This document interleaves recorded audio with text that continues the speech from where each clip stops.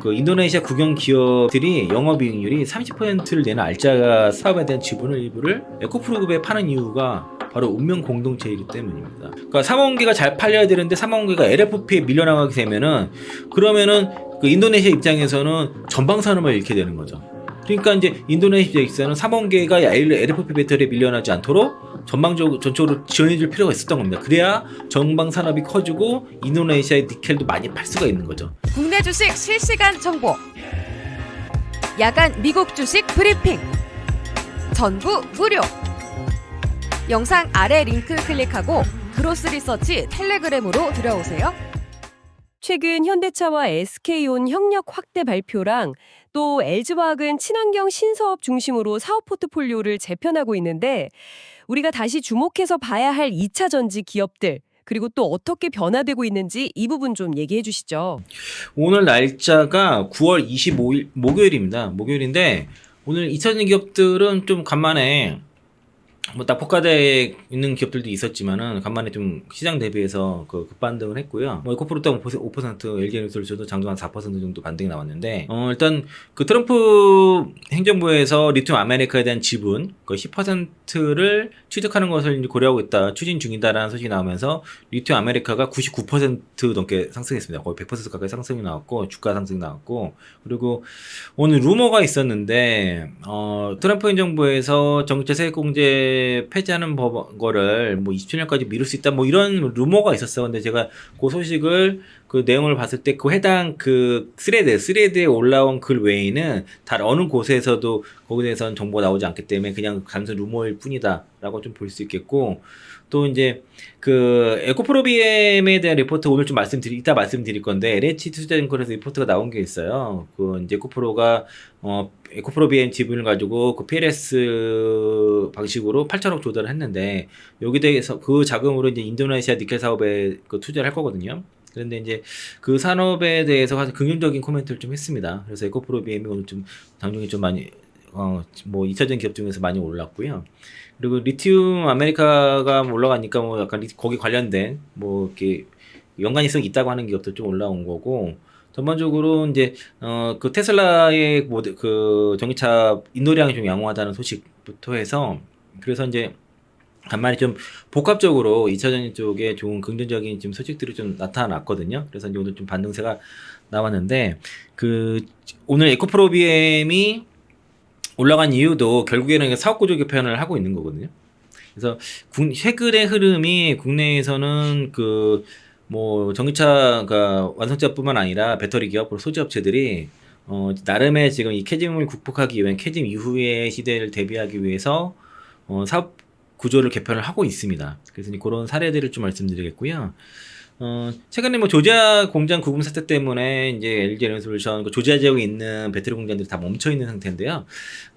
여기 좀 재개되려고 하면 시간 좀 걸릴 것 같습니다. 근데 일단 현대차 그와 이제 여기 그 영향도 있었지 모르겠지만은 현대차와 SK온이 1년 만에 미국 배터리 합작 투자를 재개한다는 소식이 나타났고요. 원래 지난해 이제 그 합작 진행할 때는 원래 전체가 8개 라인이었는데 4개 라인만 먼저 짓고 나머지는 보류했었습니다. 그런데 이제 이거에 대해서 이 조제공정에서 건설 중인 배터리 합작 공장 투자를 다시 나머지 4개를 다 짓는 거를 1년 만에 재개를 하게 된 것이고, 지난 9월 2일에 삼성사한테 보류했던 4개 라인에 대한 들어갈 장비를 SK온이 이제 반인 요청을 했습니다. 그러면서 이제 협력 업체들이 납품 준비에 착수를 했고, 일단 1개 라인은 연내, 그리고 3개 라인은 내년 1분기에 완성될 예정입니다. 일단 SK온 관계자는 현대차의 논의를 지속한 끝에 공식 재개를 결정했다고 하는데, 아마도 LG에너지솔루션 공장 합작 공장 좀 중단 사태가 영향이 있지 않았나라고 좀 추정해 보겠고요. 그리고 그 삼성, 그러니까 현대차 입장에서는 뭐 엔솔 공장에 문제가 생겼을 때는 SK온이라는 대책제가 있기 때문에 뭐 SK온이 대체 효과를 할 것으로 보여지고요. 그리고 이제 SK온은 그 B원 소지자, 그러니까 단기 상용 비자 B원 소지자들이 이제 뭐 현재 업무에 하는데 당장 문제 없다를 판단하고 있는 것 같습니다. 그래서 이제 인력 투입 준비 중인데, 비자 문제는 오늘 그 김민석 총리가 뭐 얘기하는 것처럼 비자 문제 해결 전까지는 미국 투자 없다라고 그랬거든요. 그러니까 이제 뭐 이거는 좀 해결을 어떤 식으로 한다 그러면은 이런 비슷한 일은 앞으로 없을 거다라고 생각이 들고, 그리고 SK온이 이렇게 어쨌든 협력 공장에 대해서 속도를 내게 되면은 지금 현대차 공급망에서의 위상은 높아질 수밖에 없죠. 현재도 지금 한 60에서 70% 정도를 현대차 미국 생산 라인에 SK온이 공부를 하고 있거든요. 그러니까 이제 아무래도 그래서 실제로 현대차 사장도 LG에너지솔루션과의 공장 건설이 늦어질 경우를 예상하여 SK온과의 협력을 확대를 언급했습니다. 그러니까 SK온 당장 만약에 LG에너지솔루션이 문제가 되면은 SK온 그 배터리 라인 이유가 있기 때문에 거기서 배터리를 받으면 된다라고 그렇게 말을 했고요. 현대차는 어쨌든 LG 엔솔과의 합작 공장이 최소 2개에서 3개월 정도 지연될 것으로 예상하는데 더 올 수도 있을 것 같습니다. 지금 상황 봐서는. 그래서 SK온과 협력 확대를 발표를 한 거다라고 볼 수 있겠고, 그래서 이제 현대차는 그 조지아주 커머스에 있는 SK온 공장에서 배터리를 계속 조달할 계획이고요. 일단은 지금도 60에서 70%더 올라갈 가능성도 생겼습니다. 그리고 SK 그 배터리 아메리카 같은 경우는 현대차 그룹 메타플랜트 아메리카와 뭐 한 300km 정도 떨어져 있다고 합니다. 아주 멀지는 않고, 300km면은 멀 수도 있는데 미국에서는 그렇게 멀지 않아요. 그리고 이제 나름의 유리한 조건을 가지고 있다라고 들어가 있어서, 그래서 사실 9월 말 이후에 전기차 세공제 폐지 이후로 혹시 SK온의 공장 가동률이 떨어지면 어떡하나, 지금 풀가동되고 있는데 그런 걱정이 있었는데, 뭐 협력차와 협력이 확대되면은 아무래도 뭐 수요 더 확보되니까 그런 보조금 폐지에 대해 영향을 상쇄할 수 있다라고 보고 있고요. 그리고 최근에 소재업체 중에서 주가가 그래도 좀 장기 이평선 뚫고선 위에 상단에 있는 기업이 LG화학이고요. 좀 다른 양극재 기업과 좀 다르게 움직이고 있습니다. 그런 이유는 LG화학이 지금 현재 선택과 집중 전략을 통해서 석유화학 중심의 기존에, 그러니까 비주력 사업 구조를, 그러니까 배터리 소재라든가 친환경 신사업 중심으로 재편을 하고 있고, 일단 사업 포트폴리오에 대한 리밸런싱을 하고 있습니다. 아무래도 팬데믹 이후에는 지금 석유화학 부분이 워낙 구조적으로 부진하고 중국산과 경쟁하면서 적자가 커지다 보니까 이런 어떤 외형적인 무브멜의 외형적인 확장 대신에 선택과 집중을 해서 되는 쪽에서 집중을 한다. 그래서 저수익 비핵심 자산을 매각을 하고 그렇게 거기서 확보한 현금을 가지고 배터리 소재와 친환경 소재, 그리고 또 LG화학도 이제 바이오도 하거든요. 그리고 신약 요 3대 신성장 동력에 대투자를 하자는 전략입니다. 그래서 재무조도 개선하면서 성장 쪽도 전환하는 이런 투트랙 전략을 좀 실행하고 있습니다. 최근에 그래서 자산 매각은 워터솔루션 사업부와 에스테틱 사업부를 매각을 해서 한 1조 6천억 정도를 확보를 했고요. 그리고 LCD 편광판이라든가 그리고 미용 필터 사업도 처분해가지고 1조 정도 현금을 확보를 했습니다. 또 국내 공장 같은 경우에는 김천 공장 고흡수성 수지 설비를 철거했고요. 여수 공장은 일원화해서 비효율적 생산 거점 정리했고, 나주 공장도 철수했습니다. 실성은 낮은 범용 라인 철수하고 또 고부가치 핵심 제품군으로 이제 집중하는 모습이고요. 그래서 차세 성장축, 특히 이제 배터리 소재 여기서 집중적으로 투자를 하고 있고요. 북미 쪽에서는 테네시주에 연간 12만 톤 규모의 양치 공장을 건설 중이고, 올해 하반기, 그러니까 연말이면 상업 가동 목표를 하고 있고요. 아마 내년 정도는 본격적으로 돌아갈 것 같습니다. 그리고 중국 화육 코발트 지분을 낮추기 위해서 도요타 통상이 이제 구미 양극재 공장 2대 주주로 올라와서 25% 지분을 들어와서 화육 코발트 지분을 24% 낮췄죠. 그러니까 25% 기준이 있는 PFE 조항에 걸리지 않기 때문에 이제 IRA 보조금을 받을 수 있게 됐고요. 그리고 양극재 외에도 분리막, CNT 도전제, 그리고 이제 실리콘 음극재, 전고체 전해질 등의 이런 고부가가치 제품으로도 사업 포트폴리오를 다각화하고 있습니다. 그래서 굉장히 공격적인 목표를 LG화학은 가지고 있고요. 22년도에 4조 7천억 수준이었던 배터리 소재 부분 매출을 2030년까지 30조대로 확대하겠다는 그런 목표를 좀 제시한 상태고, 그리고 일단은 원래는 LG화학 안에 전기사업부가 다 있었던 거를 분사를 했는데, 일단은 그래서 사실 그동안은 LG화학 입장에서는 사실 신사업을 계속 제시를 해줘야 돼요. 성장 동력을 제시해야 되는데 그런 일환이다라고 볼 수 있겠고요. 또 이런 방향성이 명확하죠. 이제 비핵심 자산을 매각해서 핵심 자산으로 이제 옮기는 그런 이제 리밸런싱을 현재는 하고 있다라고 볼 수 있겠고요. 그리고 이제 자금 조달이 필요합니다. 그러니까 양극재 공장 투자하고 그런 첨단 소재라든가 그 대규모 투자하기 위해서는 자금 조달이 필요한데 에코프로처럼 LG화학도 LG에너지션 솔루션 그 지분을 가지고 PRS 3개월 정도를 조달을 하려고 하고 있는데 지금 요거 최근에 뉴스를 보니까 그 셀다운이라든가 유동화를 하지 마라라고 좀 요청을 했다고 합니다. 일단 주식 수합 거래가 PRS인데 요거에 대해서 셀다운이라든가 유동화를 하지 말라라고 요청한 이유에 대해서는 뭐 구체적으로 LG화학이라든가 얘기 나온 건 없지만은 여러 가지 업계에서 추측하는 거는 일단 첫 번째는 이제 자금 조달 및 관리의 복잡성을 회피를 하겠다 이런 건데 이게 이제 새롭게 개정된 자산유동화 법률 때문인 것 같아요. 그러니까 2년 전에 개정된 법안이 유동화 증권을 발행할 때 기초 자산을 양도한 자가 발행 금액 5%를 의무적으로 매입하도록 지금 바뀌었습니다. 근데 LG화학 같은 경우에는 3조 원이잖아요. 3조 PRS를 체결하게 되면은 이걸 유동해버리면은 LG화학이 최소 1,500억을 매입을 해야 돼요. 그 유동화 증권 매입하는데 써야 된다는 거죠. 3조 원 조달해서. 부담되지 않습니까? 그러니까 이제 하지 말라는 거고 또 복잡한 자금 관리 문제도 있는 거죠. 그러니까 이제 단순하게 조달에 1,500억 줄어드는 게 뿐만 아니라 이게 이제 그렇게 되면 자금 관리가 좀 복잡해지는 거야. 그러니까 이걸 좀 번거롭기 때문에 뭐 그렇다는 얘기도 있고 또 하나가 이게 더 큰 것 같아요. 그러니까 금융 익스포저를 관리하는 목적인데 그러니까 PLS 물량이 만약에 이제 다른 은행 등 금융기관에 셀다운 돼버리면은 LG화학이 대출이 필요할 때 금융권 한도 영향을 줄 수 있는 거죠. 그래서 이제 미리 익스포저를 관리하고선 향후 자금 조달에도 지장이 없도록 하려는 의도로 보여지고 그리고 이제 이런 셀다운을 하게 되면은 기업들이 이제 참여를 하게 될 수 있는데 결국에는 LG화학도 회사채를 발행한단 말이에요.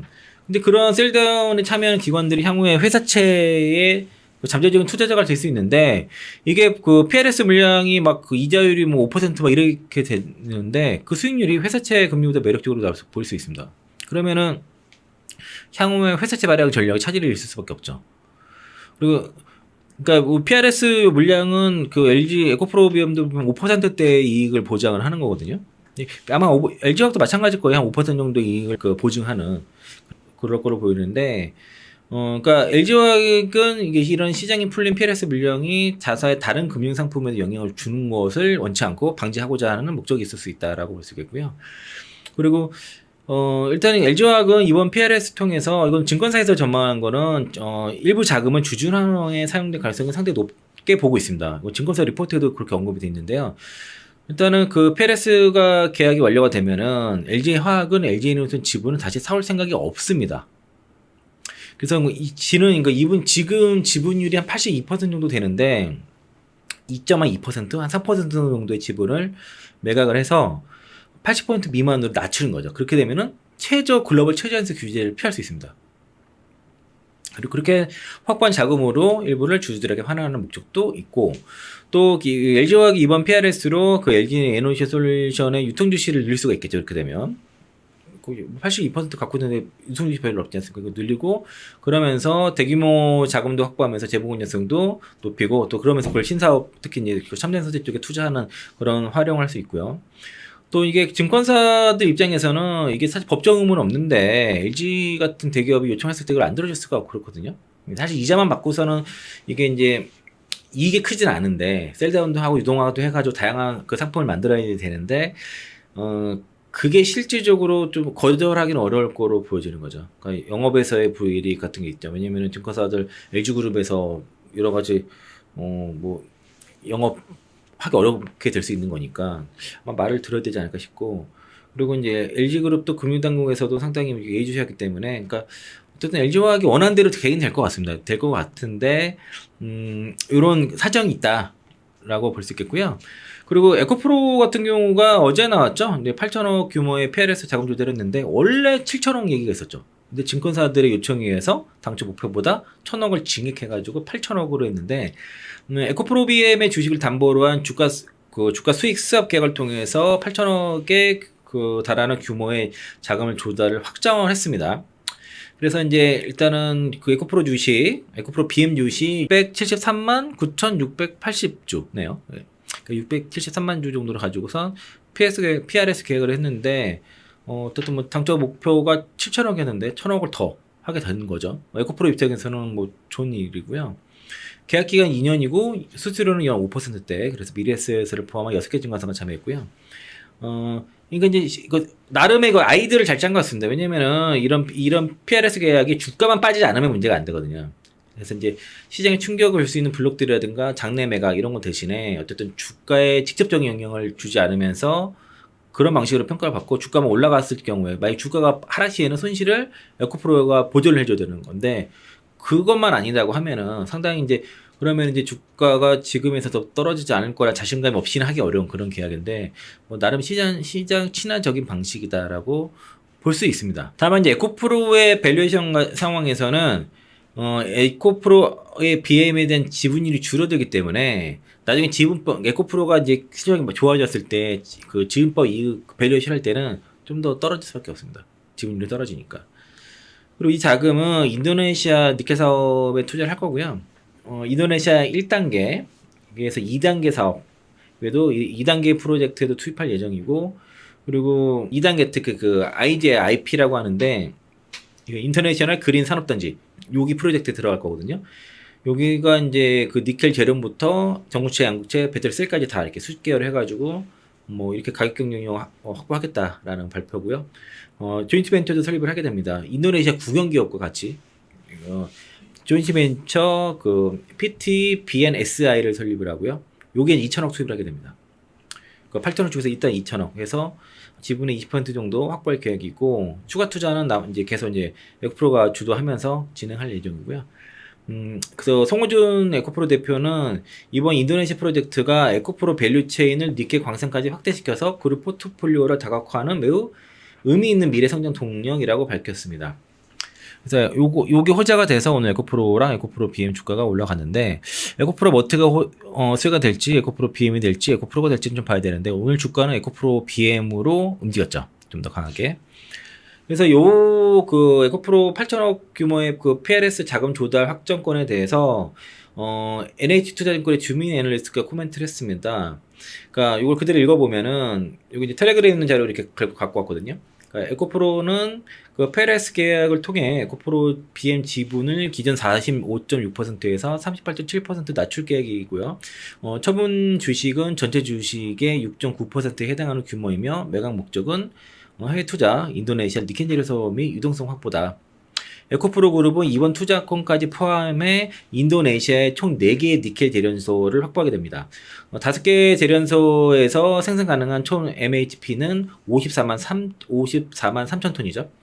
그러면 그 이 중 80%는 외부 판매하고 20%는 구매 계약 형태로 해서 자체 전구체 생산에 활용을 하겠답니다. 에코프로 머트가 이제 전구체 생산할 거고 이번 투자권은 두 가지 시사성이 있다라고 이제 주민은 애널리스트 말을 하고 있고요. 첫 번째, 에코프로 BM은 시장 수요에 따라 고가, 주가, 저가 소재를 모두 준비를 하되 고가에서 중가의 3원계 약재를 선택과 집중할 것으로 보입니다.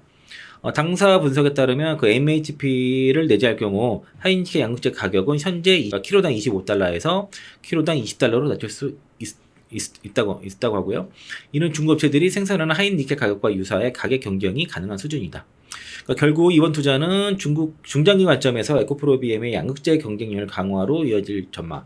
또한 그 전체 MHP의 약 80%는 외부 판매로 하고 있기 때문에 여기에 대한 영업이익률 30%를 추정하고 있습니다. 그룹의 안정적인 캐시카우 역할도 해줄 것으로 기대를 하고요. 두 번째, 그 부지런한 업황에도 니켈 재련소 투자를 늘려나가는 이유가 있는데 그 인도네시아 국영 기업들이 영업이익률이 30%를 내는 알짜 사업에 대한 지분을 일부를 에코프로그룹에 파는 이유가 바로 운명 공동체이기 때문입니다. 그러니까 이제 니켈은 결국에는 그 3원계 많이 들어갈 수밖에 없거든요. 그러면은 전 세계에서 하이니켈 양극재를 제일 많이 팔고 가장 많이 잘 만들고 잘 팔 수 있는 기업이 에코프로 BM이란 말이에요. 그러니까 인도네시아의 정부 입장에서는 에코프로 BM과 에코프로 그룹과 운명 공동체일 수밖에 없는 거예요. 그러니까 3원계가 잘 팔려야 되는데 3원계가 LFP에 밀려나가게 되면은 그러면은 그 인도네시아 입장에서는 전방 산업을 잃게 되는 거죠. 그러니까 이제 인도네시아 입장에서는 3원계가 LFP 배터리에 밀려나지 않도록 전적으로 지원해줄 필요가 있었던 겁니다. 그래야 전방 산업이 커지고 인도네시아의 니켈도 많이 팔 수가 있는 거죠. 서로 간에 윈윈이 되는 그런 이제 상황이고 이런 상황을 이동채 회장이 잘 읽었던 것 같아요. 그래서 여기가 그 인도네시아 니켈 제련소에다가 승부수를 띄운 거죠. 그래서 이게 상당히 모험이지만은 이거 굉장히 타당성이 있다라고 판단이 듭니다. 그래서 업황이 안 좋기 때문에 이런 그런 투자, 이런 고마지 니켈 제련소 지분은 업황이 좋으면 비싸서 살 수가 없잖아요. 안 좋을 때 싸게 투자를 하는 겁니다. 그렇게 되면 이게 이런 위기를 기회로 활용하고 있는 에코프로 그룹의 중장기 경쟁력은 캐즘 국면 이후에 한층 강화될 것이다. 그러니까 이런 캐즘 구간에서 극한의 원가 경쟁력을 확보한 기업은 산업이 다시 성장을 할 경우에는 이익이 상당한 극대화될 수 있는 거죠. 그러면은 시장이 예상하는 실적을 훨씬 뛰어넘을 수 있는 겁니다. 근데 지금은 이제 그런 상황은 아니지만은 그런 가능성을 만들고 있는 게 그런 거고요. 그래서 지금 그 2차전지 기업들 중에서도 아까 LG화학과 에코프로 그룹을 요거 말씀을 드린 거는 다른 기업들보다 확연한 이제 그 사업 구조 개편이 눈에 띄게 하고 있는 거고, 최근에 LNF가 오늘 이제 상승이 나왔는데 기술적으로도 11선과 41선 골든크로스가 오래 나왔어요. 양극재 기업 중에서 유일하게. 그러니까 약간 국자 형태로 빠졌다가 올라가고 이렇게 돌리는 모습들이 나타나고 있거든요. 이제 아마 LNF가 최근에 그 모델 그 테슬라 전기차 그 페이스리프트 그 모델 Y 주니퍼 모델이 잘 팔리고, 또 삼성증권에서 3분기 어닝 서프라이즈 전망하면서 BEP 기준은 분기당 출하량 2만 톤이 넘어갔다라고 보고 있어서 3분기 어닝 서프라이즈 기대감이 있습니다. 그래서 좀 제일 빠르게 반등하고 있어서 아마 2차전 쪽에서 매매를 하시고자 하신 분들은 양극재 쪽에서 보신다고 하면은 LNF가 좀 빨리 움직일 것 같아요. 그래서 매매를 하시기에는 LNF가 좀 나은 것 같다라고 좀 말씀드리겠고요. 그리고 LNF 같은 경우도 LFP 배터리 양극재 대량으로 구축하는 거는 LNF밖에 없고, 나머지 파일럿 라인 수준인 거고, 그리고 이번에 이제 그 BW 조달이 성공적으로 마무리가 되면서 자금 조달의 숨통이 좀 트인 상황입니다. 그래서 이제 LNF도 좀 지금 그 사업 구조 개편이 잘 진행되고 있다라고 볼 수 있겠습니다. 그래서 저는 일단은 현재 시점에서는 2차전지 쪽에서의 탑핑은 LG화학입니다. 일단 그 주가 위치도 그렇고 지금 자동 조달이라든가 이런 것들이 잘 구조 개편이 잘 되고 있고요. 그리고 LG에너지솔루션에 대한 지분이 이렇게 PLS 등에 유동할 수 있는, 팔 수 있는 지분이라고 본다고 하면은, 그러면은 지금 현재 받고 있는 할인율 80%보다는 더 낮아야겠죠. 그리고 보통 이제 이렇게 팔 수 있는 지분은, 그러니까 팔 수 없을 경우는 지수 할인율이 80% 이렇게 되겠지만은 팔 수 있을 때는 50%만 줘도 되거든요. 그러면은 이 밸류에이션을 훨씬 높게 줄 수 있는 거고, 일본 LS 증권 같은 경우는 LG화학에 대해서 보수 중립 이렇게 내고는 있지만은 지금 그래도 증권사에서 밸류에이션 싸다고 얘기하는 건 LG화학이에요. 그리고 목표가도 40만 원, 50만 원짜리도 있고. 그래서 일단은 LG화학이 그나마 좀 달리 주가가 움직이고 있고, 바닥에서 올라가는 LNF가 올라오고 있으니까 이런 이제 구조적인 변화가 있는 것들 보시고, 에코프로 그룹은 어쨌든 이 그 인도네시아 니켈 프로젝트 베팅이 성공하게 되면은 이 캐즘 이후에 향후에 큰 성장이 나올 수 있다라고 좀 볼 수 있겠습니다. 그리고 이제 국내 그 배터리 산업에 있어서 이제 그 밑에 소재 업체 위주 방금 말씀드렸는데, 그러면은 배터리 3사는 어떤 변화가 있을지를 이제 국내 최근에 ESS 중앙계약 시장 건을 보면서 약간의 그 생산 전략에 대한 변화가 생기겠다라고 말씀드리겠고요. 1차 때는 SDI 거의 삭스를 했죠. 8건 중에서 6건 가져왔으니까. 근데 2차 ESS 중앙계약 시장이 어떤 최근에 사업 간담회를 열어가지고 대략 그 총 공급 규모가 540메가와트로 해서 1조 정도 규모고요. 1조에서 1조 2천억 정도 규모인 것 같습니다. 일단은 1차 때는 그 비가격 지표가 40%였는데 2차 때는 이걸 50%까지 높이겠다라고 발표를 했고요. 이 비가격 지표에는 산업 경제 기여도, 화재 및 설비 안전도, 주민 수용성 등의 중심으로 평가가 되는데, 여기서 삼성 SDI가 우위를 점했고요.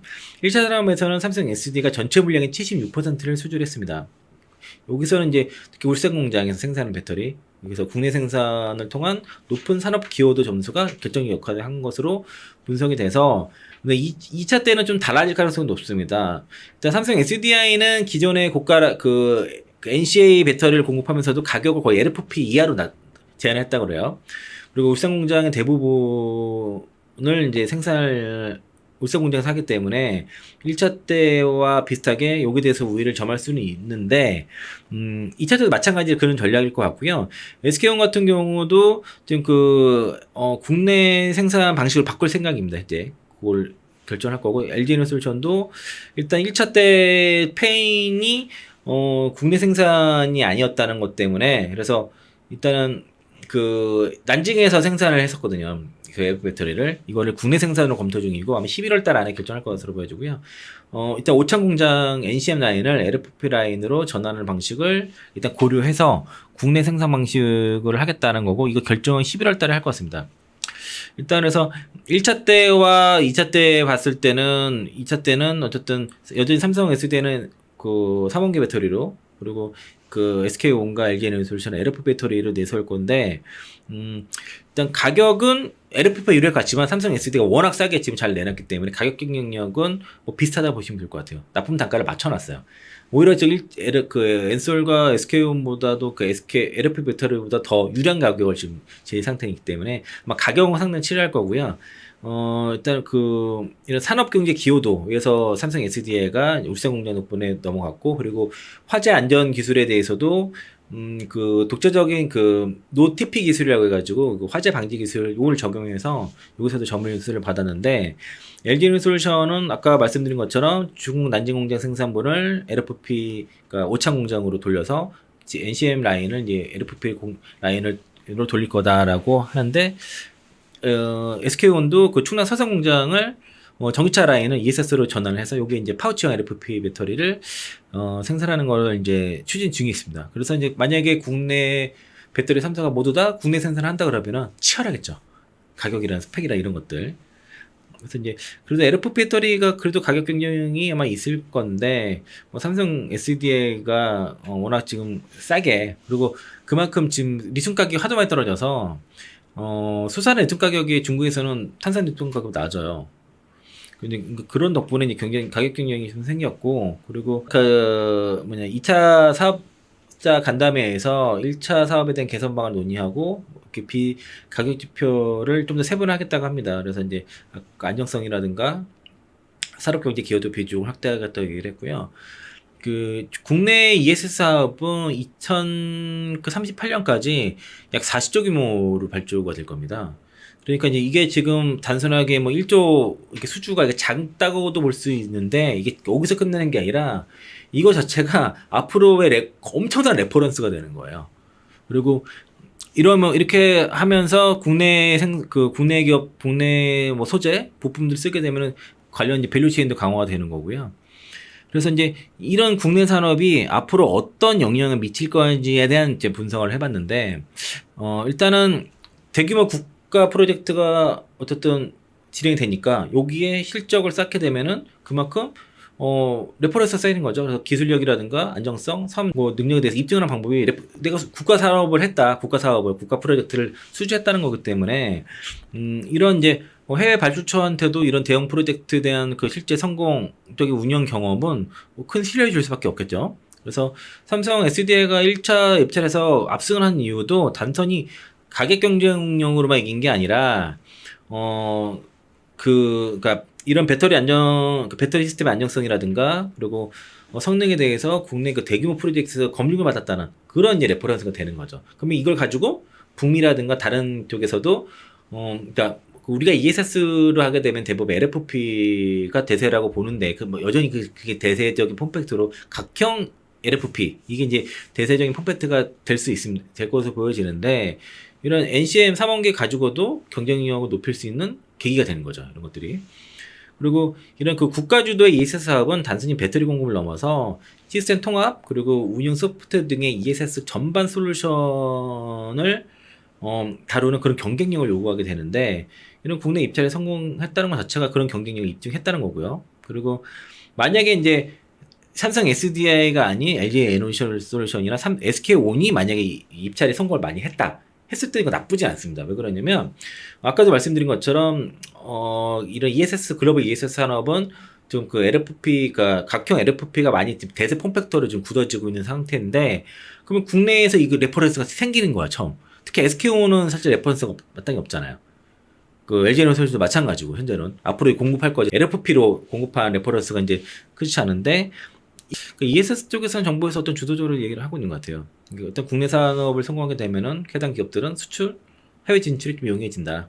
그리고 지금 미국 시장이 우리한테 중요하지 않습니까? 그런데 그렇게 되면 이런 일을 하다 보면은 자연스럽게 ESS 사업에 대한 노하우도 얻게 되고 기술력도 습득하게 되고 그리고 글로벌 공급망 재편 속에서도 어쨌든 우리가 안에서 이제 내실을 쌓게 되니까 우위를 점할 수 있는 초석을 마련할 수 있는 것이고요. 그리고 이러한 이제 초기 대규모 국가 산업에서 일단 수주를 하게 되면은 그 기업들은 아까 제가 뭐랬으니까 향후 38년까지가 40조 시장인데 거기 계속 수주할 수 있겠죠. 그럼 그래서 초기 수장이 단순하게 1조짜리 시장 이렇게 보면 안 된다는 거고요.